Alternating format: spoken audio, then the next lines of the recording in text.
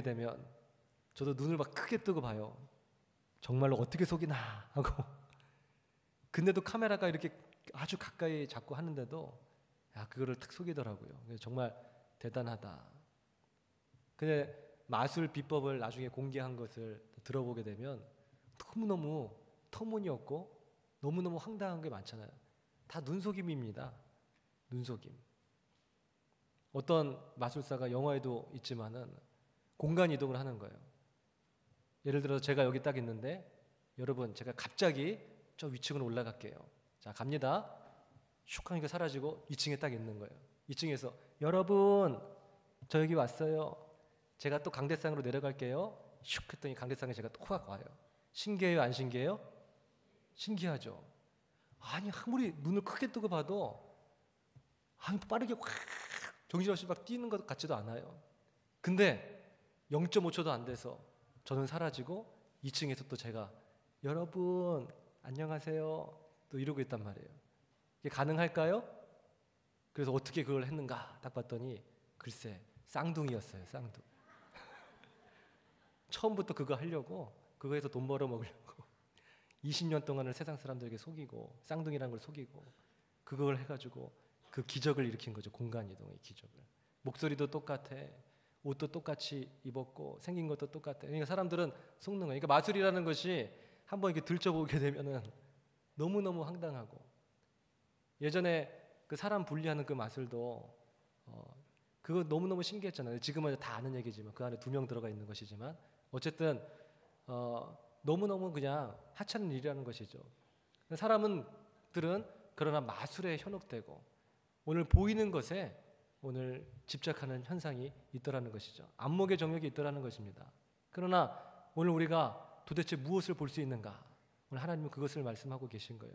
오늘 시공간적인 한계가 우리 안에 분명히 있지 않습니까? 가시광선밖에 다 못 보고 지금 이 우리 안에 있는 공간에 있는 것밖에 다 못 보고 누가 자외선을 보겠으며 적외선을 보겠으며 누가 감마선을 보겠으며 전 우주를 보겠으며 누가 작은 미생물을 보겠으며 바이러스를 다 볼 수 있겠어요. 그러니 본 걸로 믿겠다. 하나님 어디 계시냐 내가 보면 믿겠다 하면 참 어리석은 자예요. 오늘 자신이 볼 수 있는 것이 그렇게 한계가 있으면서도 다 보겠다라고 호언장담하는 어리석은 자라는 것이죠. 보는 것보다 더 강력한 것이 있으니 뭐라고요? 믿음이더라라는 것입니다. 그래서 우리가 늘 했던 찬양, 어쩌면 습관처럼 했던 찬양, 그 찬양의 가사는 너무너무 귀한 것 같아요. 이 눈에 아무런 증거가 보이지 않아도 그리고 내 귀에 아무 소리가 들리지 않아도 나는 하나님의 약속 하나 그거 붙잡고 믿음 위에 서리라. 걸어가세 걸어가세 믿음 위에 서서 나가세 나가세 의심 버리고 걸어가세 믿음 위에 서서 눈과 귀에 아무 증거가 없어도 할렐루야. 주께서 아무런 말씀도 안 하시고 어떤 증거도 보여주지 아니하시고 어떤 증표도 기적도 이적도 내게 나타내주지 않으실 때 오직 딱 한 가지 하나님의 말씀만 내게 있을 때 하나님의 약속만 내게 있을 때 그 약속 하나 붙잡고 가실 수 있는 그런 믿음이 우리에게 있으십니까? 네, 그러한 담대함과 용기가 우리에게 있으십니까? 오늘 그것이 바로 진짜예요. 그것이 바로 진짜 믿음이라는 것입니다. 오늘 우리의 믿음이 언제 그 빛을 발휘할 것인가? 깊은 어둠의 터널을 통과하는 그 순간에 우리의 안에 있는 신랄 같은 그 믿음, 그 빛은 더 크게 발하기 시작하더라니까요. 우리가 위기의 때에, 절망의 때에 누구나 다 포기하라고 말하는 그때에 우리의 믿음이 저력을 발휘해야죠. 오늘 우리가 편하고 안락하고 쉼이 있을 그때에 우리의 믿음을 논하는 것이 아니라 환난과 궁핍 속에서 오늘 여러 가지 고통과 아픔 속에서 우리의 믿음을 그 진가를 발휘해야 되는 것입니다. 욥이 앞으로 가도 뒤로 가도 주님이 보이지 않고 좌에서 일하시나 우에서 일하시나 내가 만날 수도 없고 내가 느낄 수도 없고 영적으로 사면초가의 위기를 오늘 욥은 경험했어요. 욥은 자녀를 잃어버렸습니다. 그리고 자신의 재산도 한순간에 다 날아가 버렸습니다. 가장 사랑했던 아내에게 배신당하고 아내가 저주를 합니다. 그리고 자기가 의지했던 친구들이 와서 자기에게 손가락질합니다. 이런 모든 고통보다도 욥이 느꼈던 가장 큰 고통은 어떤 고통이었다 그래요? 내가 앞으로 봐도 주님이 보이지 아니하시고 뒤로 가나 내가 배울 수가 없거나, 주께서 왼쪽에서 일하시나 내가 느낄 수 없고, 오른쪽에 일하시나 내가 주님을 찾을 수 없는 그런 하나님과의 단절된, 하나님의 그 침묵, 하나님의 여러 가지 음성을 들을 수 없는, 그 눈에 증거가 보이지 않고 그 귀에 하나님의 음성이 들리지 않는 영적인 사면초가를 가장 큰 슬픔이요, 가장 큰 고통이라고 욥은 이야기하고 있잖아요. 이러한 영적인 사면초가, 하나님조차도 나를 버린 것 같은 그러한 고통 속에서, 극한의 고통이죠. 육체적인 고통보다도, 배신의 고통보다도 더할 수 없는 고통은 하나님이 나를 버린 것 같은 그런 고통이 가장 큰 고통이었다. 그런데 욥은 그 순간에 말하는 것입니다. 그러나 나의 가는 길을 오직 그가 아시나니, 그가 나를 단련하신 후에는 내가 정금같이 나오리라. 내가 주의 말씀을 떠나서 내가 치우치지 아니었고, 하나님의 그 말씀을 따라서 가기로 작정해서 결단해서 그 길로 행했다라고 욥은 고백하지 않습니까? 오늘 우리가 바로 이러한 욥과 같은 고백이 있어야 되는 것입니다. 하나님은 오늘 우리에게 이렇게처럼 소원을 주십니다. 오늘 우리가 꿈꿀 수 있는 그런 마음을 주십니다. 너희 안에서 행하시는 이는 바로 하나님이시니 자기의 기쁘신 뜻을 위하여 너희에게 소원을 두고 행하게 하시나니, 우리에게 설레임을 주고 오늘 우리에게 기대감을 주신다라는 것이죠. 청년들이 비전에 대해서 논할 때, 하나님의 뜻을 알고자 할 때 저는 크게 보통 세 가지를 주로 많이 얘기합니다. 첫째는 네가 잘하는 것이 뭐냐라는 것이죠. 하나님께서 우리의 모습을 다 다르게 지으신 것처럼 우리 모두는 얼굴뿐만이 아니라 성격과 기질과 모든 것이 다 다릅니다. 다른가 동시에 그것은 뭐예요? 하나님이 나에게만 주신 특별한, 그 누구에게도 비할 수 없는, 뭐 똑같아야 비교를 하죠. 전혀 다르기 때문에 아주 고유한 특징, 그 나만의 강점을 주셨다라는 것이죠. 그것이 뭐냐라는 것이에요. 하나님이 너에게만 주신 그런 특단의 은사, 강점이 뭐냐? 오늘 그것이 곧 너의 비전으로 가는 그 힌트가 될 것이다 라는 것이죠. 네가 잘하는 것이 뭐냐? 오늘 두 번째는 네가 좋아하는 것이 무엇이냐? 그걸 저는 또 물어봅니다. 하나님은 오늘 본문의 말씀대로 우리 모두에게 그러한 소원을 주시고 일하시는 것입니다. 오늘 로버트처럼, 꼭두각시처럼 오른쪽으로 3보, 왼쪽으로 2보 이렇게 해가지고 우리를 조종하신 하나님이 아니시라는 것이죠.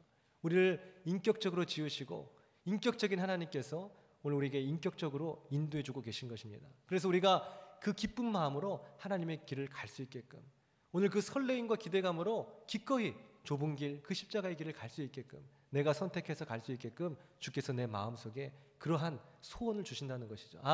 내가 이렇게 2015년 주님 앞에 헌신해야겠다. 내가 2015년 주님 앞에 이런 귀한 예물을 주님 앞에 드려야 되겠다. 오늘 이러한 설레임, 이런 헌신에 대한 소망을 우리에게 주신다라는 것입니다. 요리사가 되고자 하는데 하나님께서 내게 요리의 특단의 그러한 강점, 은사를 주신 것 같은데 요리가 너무 싫어요, 하는 것이. 그리고 냄새만 맡아도 막 구역질 나고 아주 그냥 음식 자체를 아주 끔찍하게 생각해요. 그것은 아니다라는 것이에요.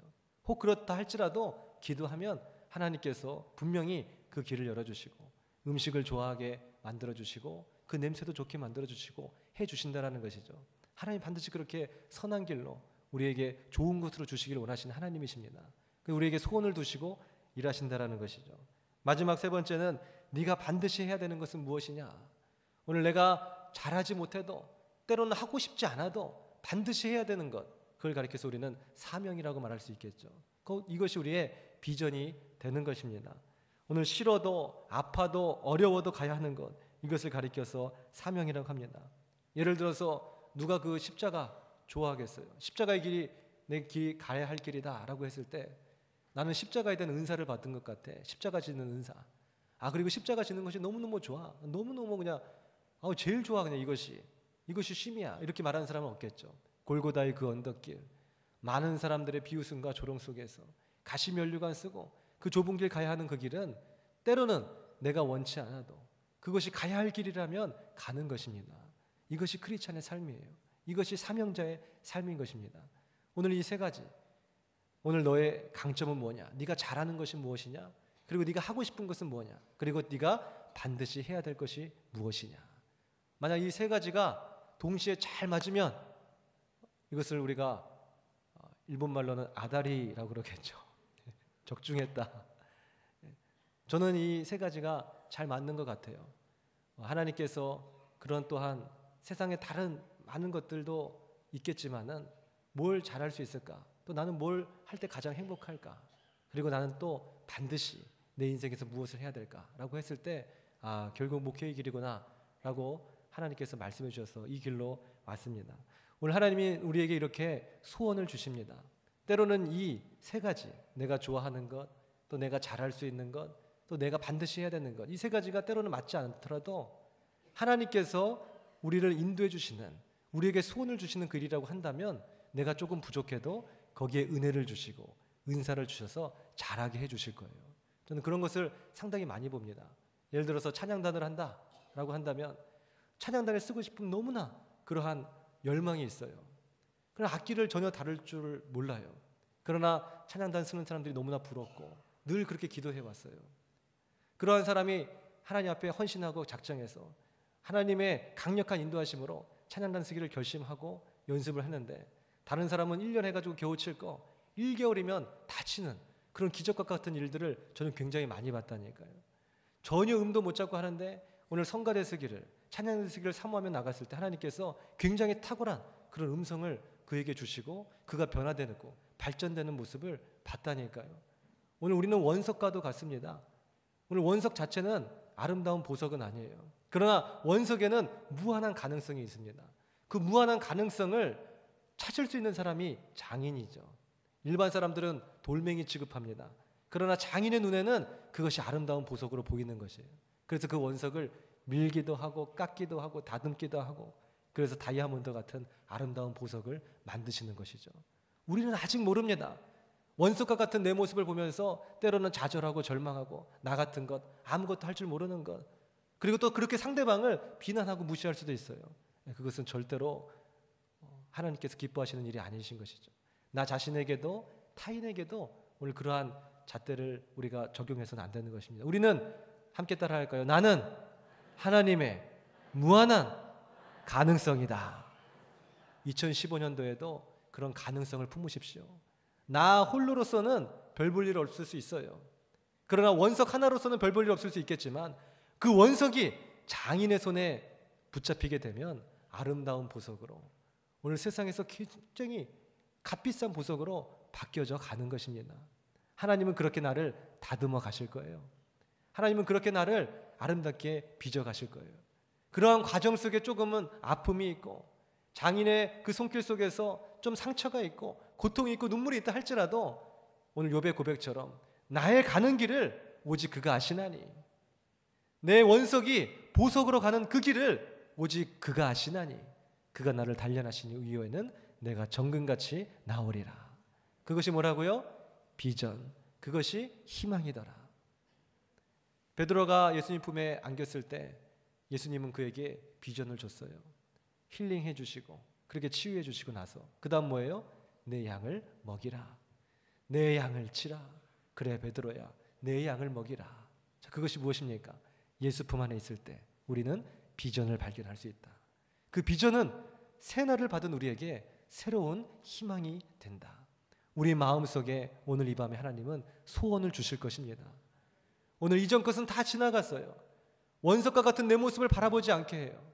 그리고 나는 전혀 할 수 없을 것 같은데 엄청난 꿈들을 우리에게 부어주시는 것이에요. 뭐 때문에 제게 부어주십니까? 나는 이렇게 형편이 안 좋은데요. 나는 이렇게 물질이 없는데요. 나는 이렇게 몸이 건강하지 않은데요. 나는 많이 배운 것이 없는데요. 너는 사랑하는 내 아들아, 내 딸아, 너는 나의 무한한 가능성이니라. 내가 너를 그렇게 지었느니라. 창세전에 내가 너를 그렇게 예비하였느니라. 주님은 나를 가장 잘 아십니다. 내 안에 숨겨놓은 나의 강점, 나의 비전들을 주님께서 발견하시고 주님께서 다듬어 주시고 그렇게 우리를 만들어 가실 거예요. 만들어 가시는 그 과정 속에서 주님이 무엇을 주신다고요? 다시 반복하면 우리에게 소원을 주신다. 그 소원이 바로 비전이다. 그 비전이 우리에게 희망이 된다라는 것입니다. 어제는 어젯밤에 다 끝났습니다. 오늘도 오늘 낮 시간까지 다 끝났습니다. 오늘 우리는 이 시간 나를 부르시고 날 기다리시고 날 안아주시길 원하시는 예수님 품에 다 왔어요. 누구든지입니다. 남녀노소 오늘 누구를 막론하고 예수 그리스도의 품 안에 있는 그 자는 바로 새 것이 되었도다. 이전 것은 지나갔으니 새 것이 되었도다. 새로운 피조물이라 주님 말씀하신 것입니다. 오늘 주님 안에 있는 자는 위로함을 받고 치유함을 받고 은혜 받고 능력 받고 마지막으로 비전 받고 희망의 그러한 빛을 발견할 줄 믿습니다. 오늘 이 밤이 바로 그러한 시간 되기를 소망합니다. 결론입니다. 하나님께서는 소원을 두신과 동시에 이제 중요한 것은 내가 오늘 이 밤에 하나님의 소원을 받고 흥분됐어요. 막 설렘이 생깁니다. 나는 내 그릇은 10밖에 안 되는데 주께서는 나를 통해서 100을 이루시길 원하시는구나. 아주 큰 설렘과 기대가 내게 있어요. 그러나 교회 문 밖을 나서는 순간 또 좌절입니다. 그래, 난 여전히 돈이 없지. 나는 배운 게 없지. 나는 건강이 없지. 나는 젊음이 없지. 주님은 매일 이상한 소리만 나게 해주시고 내가 도대체 뭘 할 것인가. 또다시 낙담이 와요. 그때 주께서 하신 말씀은 무엇입니까? 바로 오늘 본문의 말씀 13절의 말씀에도 너희 안에서 행하시는 이는 누구라고 말씀하고 계세요? 하나님이시니 주께서 나를 통해 일하실 줄 믿으시기 바랍니다. 소원을 받았으면, 비전을 받았으면 그 눈에 아무 증거 보이지 않아도, 그 귀에 아무 음성 들리지 않아도 약속 믿고 그냥 굳게 서십시오. 하나님이 우리에게 요구하시는 것은 믿음 그거 하나를 붙잡고 쓰기를 요구하고 계신 것입니다. 일은 하나님이 하실 거예요. 전쟁은 하나님께 속한 것입니다. 하나님께서 이루어 가실 거예요. 우리의 아픔을 치유해 주실 거예요. 우리의 얽혀버린 우리의 마음들을 하나님께서 해결해 주실 것이에요. 닫혀진 우리의 사업장의 문을 주께서 열어주실 것이에요. 일은 하나님이 하십니다. 전쟁은 하나님께 속한 것이에요. 딱 하나, 약속 믿고 굳게 쓰십시오. 시편 37편 4절은 이렇게 고백합니다. 또 여호와를 기뻐하라. 그가 네 마음의 소원을 이루어 주시리로다. 할렐루야. 이제 우리가 할 일은 그 마음의 소원 받았으면 이제 기뻐하래요. 왜 기뻐한다고요? 여호와께서 그 마음의 소원을 이루어 주실 것이기 때문에. 우리 함께 마지막으로 힘차게 고백하겠습니다. 내게 능력 주시는 자 안에서 내가 모든 것을 할 수 있느니라. 믿으십니까? 우리는 원석이에요. 아직은 다듬어지지 않았습니다. 때로는 울퉁불퉁 미울 수도 있어요. 그러나 나는 주님께 붙들림 받은 인생입니다. 내가 주님께 붙들림 바 되었다면 내게 능력 주시는 자 안에서 내가 무엇인지 할 수 있을 줄 믿습니다. 기도드리겠습니다.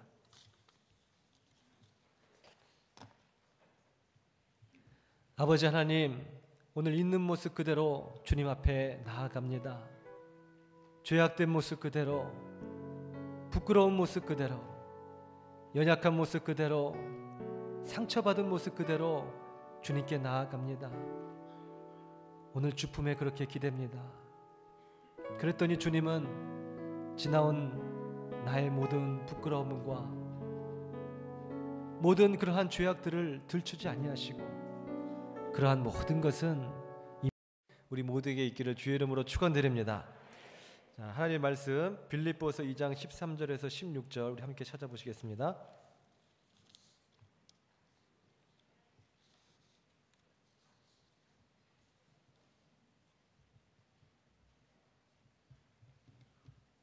빌립보서 신약성경 빌립보서 2장 13절에서 16절입니다. 다 찾으셨으면은 우리 한 목소리로 함께 봉독할까요? 시작. 너희 안에서 행하시는 이는 하나님이시니 자기의 기쁘신 뜻을 위하여 너희에게 소원을 두고 행하게 하시나니 모든 일을 원망과 시비가 없이 하라. 이는 너희가 흠이 없고 순전하여 어그러지고 거스르는 세대 가운데서 하나님의 흠없는 자녀로 세상에서 그들 가운데 빛들로 나타내며 생명의 말씀을 밝혀 나의 다름질이 헛되지 아니하고 수고도 헛되지 아니하므로 그리스도의 날에 내가 자랑할 것이 있게 하려 함이라. 아멘. 할렐루야. 비전과 희망이라는 제목으로 주의 말씀 증거할 때 저 우리 모두에게 은혜의 시간 되시기를 주의 이름으로 축원드립니다. 새해가 되면 만국 공통으로 하는 일이 있습니다. 남녀노소 또 시대와 장소를 막론하고 바로 새해가 되면 우리 모두는 새해 계획을 세우죠. 그런데 이 새해 계획과 함께 또 만국 공통으로 남녀노소를 또 불문하고 우리 함께 하고 있는 것이 또 있는데, 그것이 뭐냐면 바로 작심삼일이다라는 거죠. 새해 계획과 함께 이 작심삼일은 항상 함께 갑니다. 이렇게 사람들은 3일도 안 되어서 수포로 돌아가는 이 계획들을 계속해서 매년 반복하면서도 새해가 되면 또 미래의 청사진을 그리면서 그렇게 계획을 세우고 또 새해 결심을 그렇게 하죠. 그러나 이렇게 작심삼일이 될지언정 새해가 되면서 또다시 미래에 대한 이 계획을 세우는 일은 우리에게 그래도 유익한 일이다 라고 우리는 그렇게 말할 수 있습니다. 그 이유는 그 결심을 통해서 뭔가 새롭게 변화될 우리의 미래에 대한 어떠한 희망을 우리가 또다시 바라볼 수 있기 때문에 그런 것이죠. 오늘 그리스도인과 동의어가 뭐라고 했죠? 바로 이 희망이라는 단어라 그랬죠. 우리 그리스도인들은 어떠한 상황 속에서도 오늘 세상 사람들이 다 포기하고 절망해버리는 그런 합리적이고 논리적인 이유가 있다 할지라도 오늘 우리는 그곳에서 희망을 발견하는 자인 줄 믿으시기 바랍니다. 어두움 더 깊을수록 그 빛이 밝아지는 것처럼 우리는 더 큰 어두움 속에서, 더 큰 시련 속에서, 더 큰 환난 속에서 도리어 그곳에서 함께 하시고 임재하시는 하나님을 통해서 그 빛을, 희망을 바라볼 수 있다라는 것이죠. 그래서 그 희망을 바라볼 수 있다는 점에서 새해의 계획은 상당히 유익하다. 우리의 마음을 설레고 새롭게 한다라는 것이죠. 지금보다는 더 나은 미래를 꿈꾸며 변화에 대한 그런 희망, 기대를 가질 수가 있게 되는 겁니다. 그럼 우리가 혹 작심삼일로 끝난다고 할지라도 또다시 새해 계획을 세우는 일이란 아주 좋은 일입니다. 새해 계획은 우리에게 희망을 주고 그 소망에 대한 기대와 흥분감을 주면서 오늘 현실에 안주하지 않고 자라기 위한 몸부림을 칠 수 있도록 오늘 우리를 그렇게 도와줄 수 있기 때문입니다. 끊임없는 도전과 또 도전에 맞설 수 있는 그 용기는 우리를 다시금 한층 더 성숙하게 하고 성장하게 하더라라는 것이죠. 옛말에 가다가 멈추면 안희감만 못하다라는 그런 우리나라 옛말이 있죠. 그러나 새해의 결심은 작심삼일로 가다가 그렇게 3일 만에 멈출지라도 계속해서 하는 것이 좋습니다. 최소한 작심삼일이라도 3일간만큼은 우리의 삶을 책찍질할 수 있었잖아요. 3일간만큼은 우리의 마음을 새롭게 하고 3일간만큼은 또 새해의 계획에 대한 희망에 부풀어오를 수 있었고 또 그것을 결심해서 비록 그것이 한 발자국이든 두 발자국이든 나갈 수 있지 않았습니까?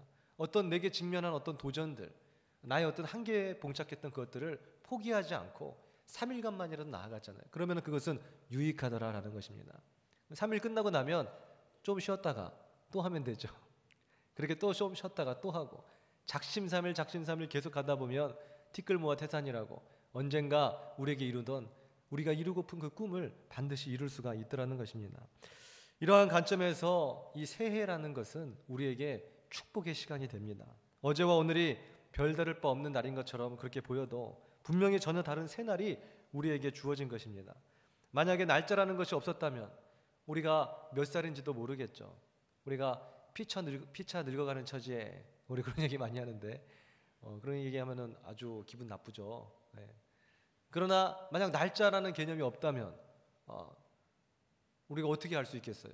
서로의 얼굴만을 보고 아우 형님 아우 이렇게 했다 더 기분 나쁘죠. 오늘 우리 날짜가 있기 때문에 또 우리가 나이도 있고 또 그렇게 해서 우리가 연배를 알아볼 수 있는 거 아닙니까? 우리가 이러한 날짜를 하나님이 주셨기 때문에 우리가 원튼 원하지 않든 우리가 이 날에 대한 개념을 가지고 살아갈 수가 있게 된 것입니다. 그래서 하나님은 성경 안에서도 이스라엘의 모든 역사를 정확한 이런 날짜별로 다 기록하신 것입니다. 왜 하나님은 우리에게 이러한 날짜라는 개념을 주셨을까요? 바로 어제와 오늘이 분명히 다르다라는 것을 말씀해 주시기 위해서 날짜 주신 것입니다. 어제나 오늘이나 해는 동쪽에서 뜨고 서쪽으로 지는 거 뭐가 지금 다르냐는 것이죠. 그러나 2014년도에 12월 31일은 다시는 오지 않는다니까요. 오늘 2015년도에 오늘 이날은 오늘만 우리가 맞이할 수 있는 유일무이한 날이 되는 것입니다. 우리는 날짜를 통해서 하나님이 주신 날의 개념을 통해서 오늘 우리의 이 순간순간이 다시는 오지 않을 매우 소중한 시간이라는 것을 깨달음과 동시에 지나간 것은 이제는 과거로서 다 끝난 것임을 우리는 또한 알 수 있다는 것입니다. 결국 우리는 매번 맞는 이 새날, 그냥 해가 동쪽에서 뜨듯이 우리의 일상이 아니라는 것이죠. 말 그대로 새날입니다. 새날을 통해서 전혀 다른 날, 전혀 다른 우주, 전혀 다른 인생을 매일매일 그렇게 살아갈 수가 있게 되는 것입니다. 결국 날짜란 다시 시작하라 라는 하나님의 메시지인 줄 믿으시기 바랍니다. 어제는 어젯밤에 끝난 거예요. 그리고 오늘 이 시간 하나님이 내게 새 날을 주셨다면 우리는 또 다시 시작해야 되는 것입니다. 보라, 이전 것은 지나갔으니 새 것이 되었도다. 주님 그러셨잖아요. 고린도후서 5장 17절의 말씀처럼 이전 것은 다 지나간 것입니다. 그리고 오늘 새 날이 된 것이죠. 이러한 새 날에 하나님이 우리에게 주신 것이 바로 비전이더라라는 것이에요. 새 날에는 하나님께서 새 것을 꿈꾸게 하셨다라는 것이죠. 그것이 바로 비전입니다. 그래서 새 날이 좋은 것이에요. 그래서 새해가 좋은 것이에요. 그래서 새해는 우리가 늘 미래에 대한 희망을 품고 그런 계획을 가지고 청사진을 그려보는 것입니다. 하나님은 이 새해에 우리에게 이러한 비전을 주셨고 이 비전을 통해서 우리가 느낄 수 있는 오늘 막연하나마 하나님이 우리에게 주실 그 축복을 기대하는 그러한 희망을 품게 해주셨다라는 것입니다. 그러니 새해에 우리가 가져야 될 것은 뭘 가져야 되겠어요? 그리스도인의 또 다른 이름, 바로 희망을 가져야 되겠죠. 오늘 이 새해가 밝았음에도 불구하고 여전히 절망적인 우리 사랑하는 성도님들이 혹시 계십니까? 그것은 하나님의 뜻이 아니에요.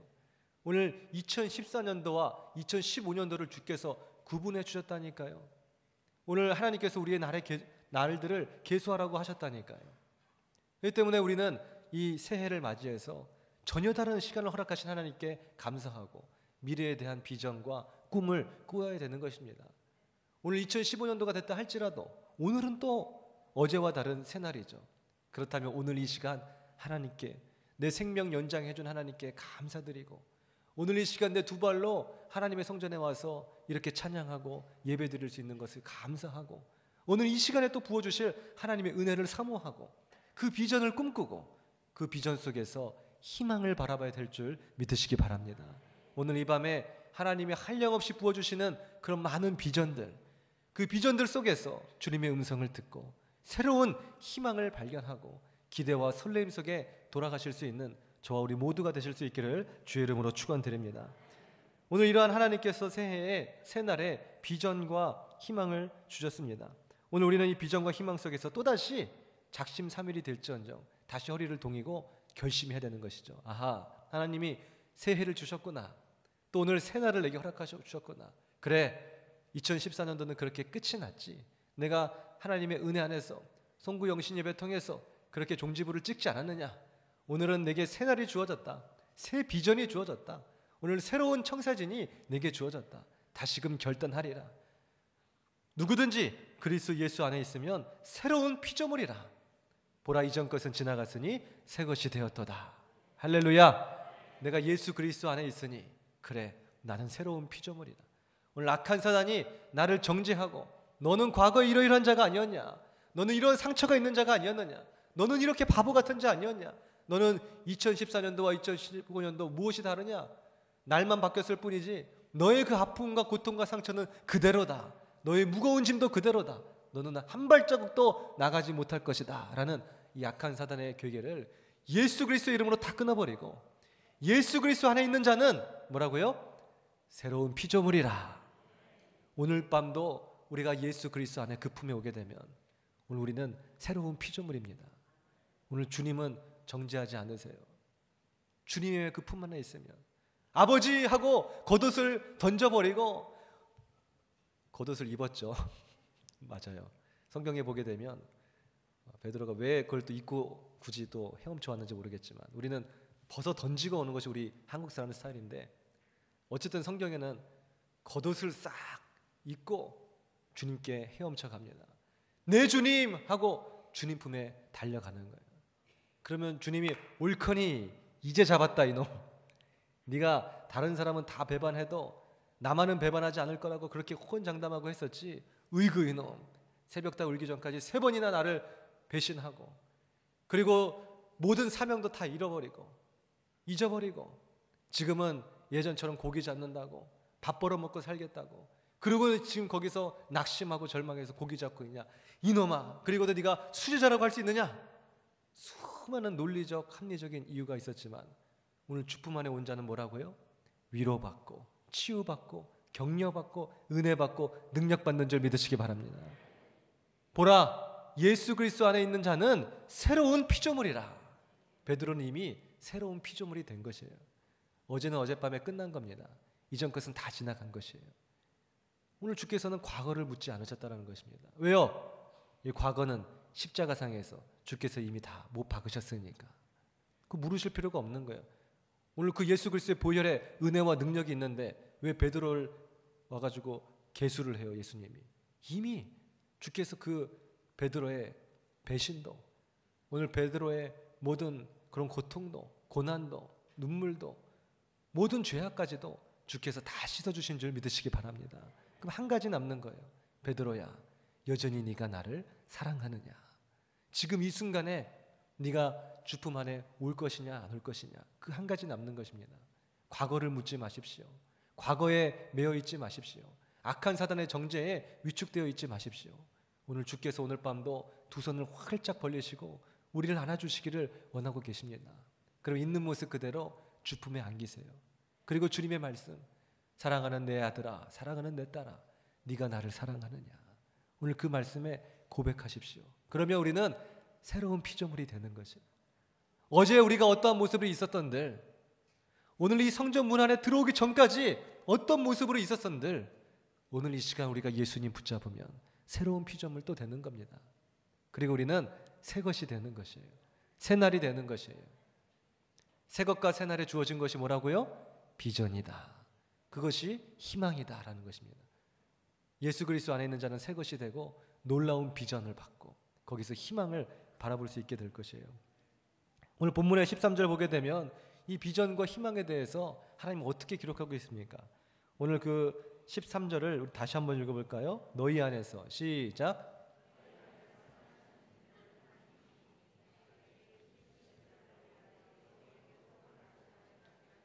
자, 예수 그리스도의 품 안에 있는 사람 오늘 그 사람에게는 위로가 있고 치유가 있고 은혜가 있고 능력이 있고 비전이 있는 것입니다.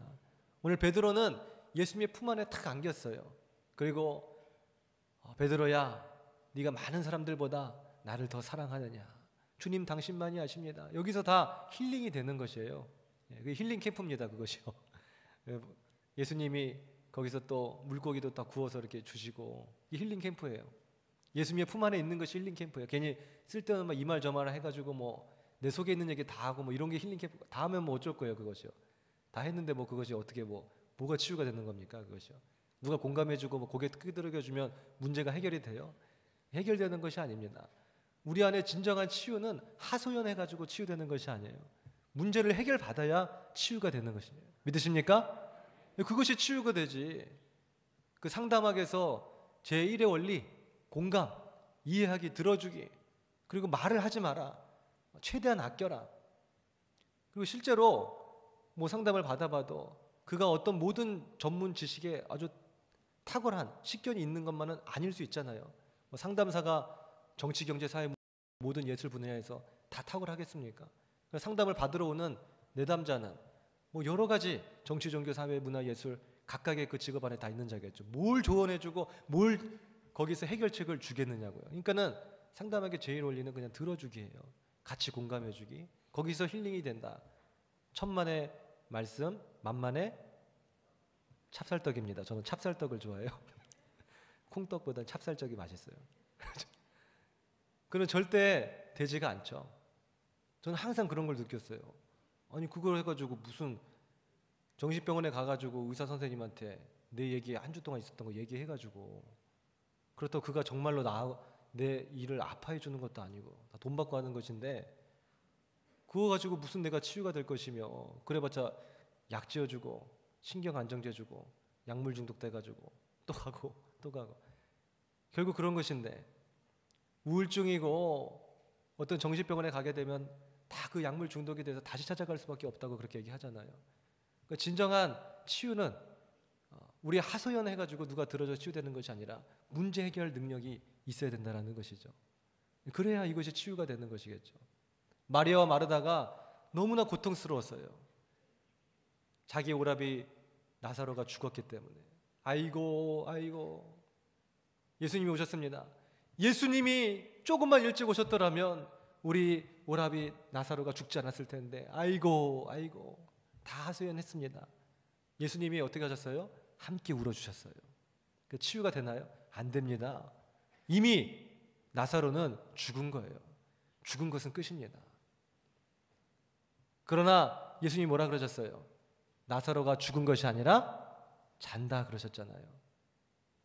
내가 부활이요 소망이니 나를 믿는 자는 죽어도 살겠고 무릇 살아서 나를 믿는 자는 뭐라고요?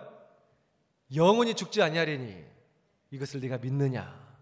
이거 엄청난 메시지를 던져주셨다니까요. 그때 마리아와 마르다가 믿음으로 고백했어요. 주여 그러하여다. 내가 믿나이다. 나사로가 다시 살아난 것입니다. 할렐루야. 치유가 됐겠어요? 안 됐겠어요? 별로 와닿지가 않으세요? 죽은 자가 살아났다니까요. 죽은 내 오라비가 다시 살아났다니까요. 오늘 죽은 내 오라비를 바라보면서 통곡하고 하소연하고 괜찮아 괜찮아 아이고 아이고 아이고 억울해 아이고 억울해 좀만 더 살았으면은 뭐 했을 걸 자기가 다 쏟아붓는다고 해가지고 치유가 안 된다니까요. 그것은요. 근원적인 문제를 해결받아야 치유가 되는 것입니다. 그건 딱 한 가지. 문제의 근원. 만약 나사로가 죽은 것 때문에 슬퍼했다면 나사로는 다시 살아나야만 되는 것이에요. 그래야 거기서 치유가 되는 것입니다. 주님은 나사로를 다시 살리셨어요.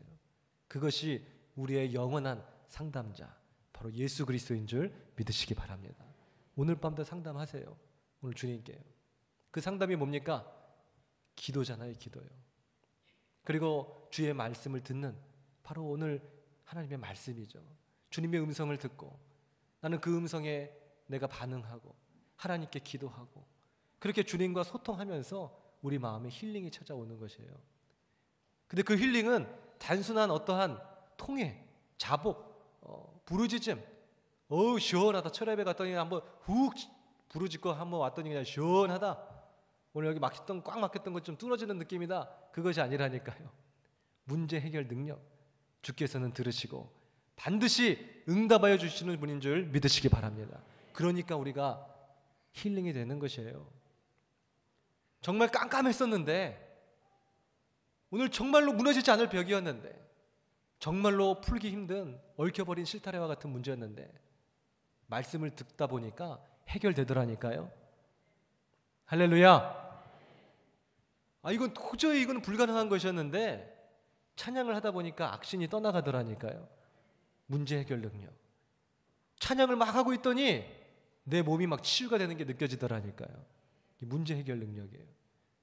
주님 앞에 주야 하고 부르시다 보니까 내 가정의 문제가 해결되기 시작하더라니까요. 내 재정적인 문제가 해결되기 시작하더라니까요. 내 관계의 모든 갈등들이 해결되기 시작하더라니까요.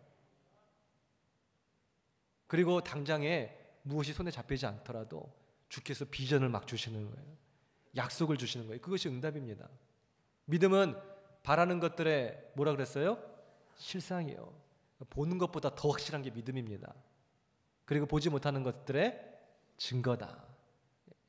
증거면 이것은 확실한 거예요. 빼도 박도 못하는 것이 증거입니다. 그것이 바로 믿음이다. 주님 우리에게 오늘 이 밤에 약속해 주시는 것이에요. 반드시 내가 너를 치료하겠고 반드시 내가 너의 기도를 들었겠고 반드시 내가 내게 응답하여 주리라.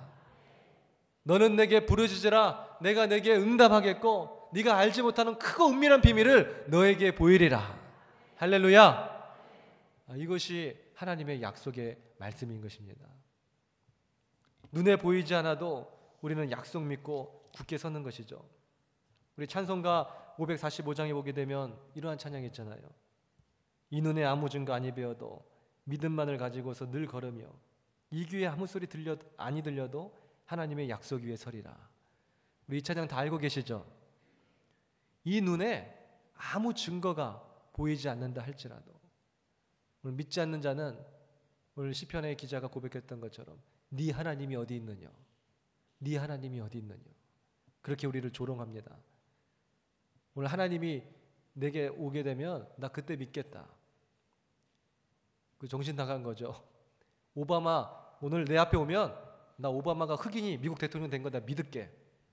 오바마 그렇게 할 일 없는 사람 아닙니다.